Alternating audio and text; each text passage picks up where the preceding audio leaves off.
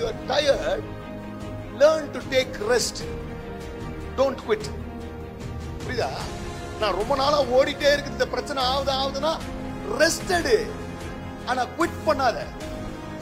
அந்த பொறுமை எனக்கு என்ன சொல்லி கொடுக்குன்னா, I learn to take rest whenever I go through a problem. கான்ஸ்டன்டா ப்ராப்ளம் ஒண்ணே இது, பிரேக் எடு, ரெஸ்ட் எடு, ஆனா குவிட் பண்ணாத. இன்னைக்கு எப்படி தெரியுமா? I quit, I give up, this cannot happen, இனிமேல வேலைக்காது, முடிச்சிடலாம். God is saying, if you keep quitting you will never grow. If you keep quitting you will never win.